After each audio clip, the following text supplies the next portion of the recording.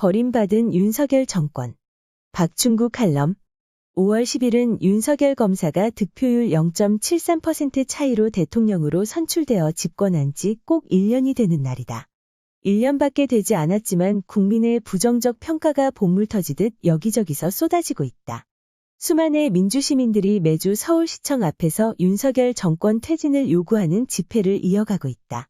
천주교 정의구현 전국사재단도 지난 3월 20일 가톨릭교회 순교 성지인 전주 전동성당 앞에서 수천의 시민들과 함께 매판매국, 굴욕 굴종외교, 검찰 독재 윤석열 퇴진을 명령한다라는 성명을 내고 정권 퇴진 운동에 들어갔다. 대학 교수들의 성명도 전국적으로 줄을 잇고 있다. 개신교 성직자 천여 명도 5월 4일 종로 기독교 회관에서 윤석열 정권은 운명을 다했다라는 성명을 내고 정권 퇴진을 요구했다. 불교계도 5월 20일 이 정권을 더 이상 관용할 수 없다는 입장을 밝힐 것으로 알려졌다. 국민이 1년 만에 윤석열 정권을 버리고 있다. 정권 퇴진을 요구하는 소리 속에는 윤석열 정권은 천심도 민심도 버린 패망의 길을 가고 있다는 고발이 담겨 있다. 민주국가에서 천심과 민심을 담고 있는 것이 바로 헌법이다. 헌법은 대통령 직무를 국민의 생명과 안전, 재산과 평화를 지키는 데 있다고 규정하고 있다. 대통령의 존재 이유가 바로 국민의 안이라는 것이다. 하지만 지난 1년 국민이 지켜본 정권의 행태는 기괴하기 짝이 없었다. 국민을 수도 없이 기만하고 희롱하며 업신여기고 국민의 자존과 국가 번영의 기반을 마구 허물고 있다. 헌법이 지키라고 명령한 국민의 안위가 위험해졌다. 그렇지 않다면 상식과 교양을 가진 민주시민, 지성의 대표인 교수들 그리고 정신적이며 영성적 소명을 수행해오던 성직자들이 앞다투어 거리에 나설 이유가 없을 것이다. 집권 1년 만에 대한민국이 절체절명의 위기로 내몰리고 있다는 날카로운 경고음이 여기저기서 울리고 있다. 그런데도 이 정권은 자화자찬 자기도취에 빠져 있다. 많은 국민들이 윤석열 검찰이 박근혜 이명박 그리고 조국 가족을 수사하는 것을 지켜보면서 강직한 권력 감시자의 얼굴을 보았고 한 대학 표창장 위조 혐의까지 들추어내는 치밀한 법 집행자의 모습을 보고 윤 검사가 부패하고 무능한 정치권을 쇄신하고 보다 공정하고 정의로운 새 시대를 열어나갈 적임자라 여겨 그에게 표를 주었을 것이다. 그러나 지난 1년을 지나며 국민은 그에게서 강직함과 진실성, 치밀한 법 집행자에 대한 기대가 물거품처럼 허망하게 사라지는 것을 경험했다.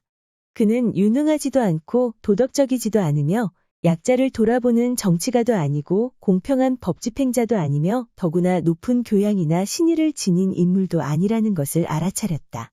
집권 초기 그는 51% 국민의 지지를 받았으나 지지율은 이내 추락하여 지난 1년 내내 고작 30%의 지지율에 갇혀 있다. 이는 대선에서 그에게 표를 준 지지자 중에서 40% 이상이 그에 대한 지지를 철회하고 버렸다는 것을 의미한다. 그는 민주당을 지지했던 49.23%의 국민을 아예 무시했고 제1야당 당대표를 단 한 차례도 만나 대화하지 않았다. 부정평가가 지속적으로 60% 넘게 나온다는 것은 국민이 이 정권을 지켜보거나 기대할 것이 아예 없다는 의미다. 지지자도 포기하고 국민도 포기한 정권이다. 이런 정권이 계속 존속할 이유가 있는가? 국민은 현 정권을 신뢰하지 못하고 있다. 그 책임은 국민에게 있는 것이 아니라 윤석열 정권에게 있다. 집권 직후 멀쩡한 청와대를 버리고 천문학적인 혈세를 들여 대통령 집무실을 용산으로 옮기는 비이성적 행태를 보며 놀랐던 국민이다. 국민에게 다가가기 위해서라는 그의 명분은 허무했다. 요란하게 시작했던 도어 스태핑은 몇 번 해보더니 사라졌고 대통령실의 기만적 언론 플레이만 난무했다. 지지율이 답보하자 국민의 평가에 개의치 않겠다는 오만무도한 민낯도 보였다. 1년 내내 명백하게 드러난 사실에 대해서도 거짓말이나 말 바꾸기로 일관했다. 참사를 겪어 극심한 고통을 겪는 국민을 위로하기는커녕 냉대하고 외면했다.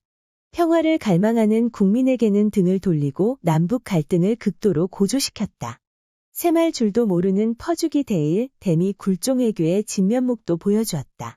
심지어 미국과 핵 공유를 하게 되었다는 거짓 선전도 마다하지 않았다. 국민을 바보 취급하는 것이다. 국민을 무시하며 번번이 속이는 정권이 민주정권인가? 이런 정권에게 과연 국민이 신뢰와 지지를 보낼 수 있겠는가? 집권 1년 만에 국가 요직 70여 곳의 검찰 출신들을 배치 완료함으로써 검찰의 국가 권력 장악 의도를 노골적으로 드러냈다. 현 정권 탄생에 크게 기여한 김종인, 이준석, 안철수 등 조력자들도 모두 내쳐버렸다. 사시댁 검찰 출신이 아니면 믿지 못하는 병적 엘리티즘이 불러온 결과다. 검찰 권력의 특징이 무엇인가? 그 집단이 유통해온 것은 초법적인 끼리끼리의 호혜적 관계 속에서 법치를 무력화하는 습성과 검찰 유사가족주의다. 이 습성은 검찰 가족을 치외법권자로 예우하여 검찰 내 범죄에 눈을 감는 풍토를 낳았다. 50억 클럽도 본부장 비리, 수없는 신분 기만도 다 감추어 주었다. 특수계급이나 신분을 불허하는 헌법 정신을 정면 부정하는 악습이 청산되기는커녕 더욱 강화되고 있다. 이태원 거리 159명의 죽음에 대하여 어느 누구도 책임을 묻지 않았다. 보다 정의롭고 공정한 민주 세상을 기대했던 국민은 검찰 독재 냄새가 물씬 풍기는 정권의 출현에 아연실색할 수밖에 없는 것이다. 국가 권력의 검찰화는 무엇을 의미하는가? 검찰 내부에 유통되던 특유의 판단과 행동 양식을 국가 권력 기제로 이용하는 것이다. 여기에는 굴종과 진압의 윤리가 숨어 있다. 강한 자에게는 굴종으로, 반대편이나 약자에게는 잔인한 진압으로라는 법칙이다. 윗사람에게는 알아서 기는 비굴한 종복이 되고 아랫사람에게는 자살할 정도로 난폭하게 대하는 그들의 악습이다. 여기서는 열린 토론과 합리적 지성과 도덕적 사유의 지평이 폐쇄되어 작동하지 않는다. 이들의 세계에서는 권력의 오용과 남용에 대하여 아무도 책임을 묻지 않는다. 지난 1년 동안 국민은 이런 굴욕과 위압의 행태가 국가 경영 전선에서 규범처럼 작동되는 세상을 보아왔다. 강한 나라로 인식된 미국과 일본에겐 굴종의 실천을 무지렁이 같은 국민에겐 얕잡아보는 행태로 일관했다. 대일, 대미 굴욕 외교는 국익 차원은 물론 민의에서 벗어나도 한참 벗어났다. 국민의 자존감에 상처를 내고 수치를 안겨주었다. 대중, 대러 외교에서는 우리 경제 번영에 크게 이바지해온 지난 30여 년의 우호관계를 일시에 파괴하고 있다. 대북관계에선 평화는커녕 민족 공멸을 불러올 핵대결로 치닫지 못해 안달을 하고 있다. 대화와 토론과 공감이 없는 정치와 천심과 민심을 듣지 않는 권력의 횡포가 만연해 있다. 민주시민들이, 교수들이, 성직자들이 정권의 퇴진을 명하고 있는 이유다. 정권에 대한 퇴진 요구는 권력이 국민에게서 나온다는 사실을 분명히 하고 있는 대한민국 헌법 정신에 부합할 뿐 아니라 사회 평화를 지켜온 종교 전통에서도 어긋나는 것이 아니다. 기독교는 권력자가 폭군이 되어 국민의 안위와 평화를 해치는 경우 저항권을 행사하여 폭군을 내칠 것을 가르쳐왔다. 유교에서는 하늘은 자신을 대신하여 임금에게 세상을 다스리게 하지만 임금이 하늘의 뜻을 저버리고 덕을 잃으면 하늘이 등을 돌린다 하였다. 권력자가 스스로 자신의 부덕을 깨닫고 퇴진하는 것을 선양이라 하고 강제로 쫓겨나는 것을 방벌이라 했다. 불교윤리의 중추를 이루는 인과응보와 자업공득 사상은 공직자의 오만과 불선에 대한 관용을 일체 허락하지 않는다. 민주적 소양과 기본을 갖춘 통치자라면 국민이 맡겨준 권력을 행사할 때 하늘과 국민의 뜻을 두려워하며 받드는 의식을 가져야 마땅한 일이다. 하물며 왕조시대도 아닌 민주사회에서 천심과 민심을 저버린 권력에 대하여 국민이 지지를 거두고 퇴진을 요구하는 것은 당연한 주권자의 권리 행사가 아닐 수 없다. 이럴 때 종교는 종교와 정치의 분리라는 미명 뒤에 숨어 못 본 척할 것이 아니라 폭정의 제거를 통해 세상의 평화와 안녕을 되찾아야 하는 당위를 좇아야 한다. 순자는 물이 배를 띄우기도 하지만 엎을 수도 있는 것처럼 국민은 권력자를 택하기도 하지만 버릴 수도 있다 하였다. 국민을 두려워하지 않는 정권은 동서고금을 막론하고 존재 가치가 없는 법이다.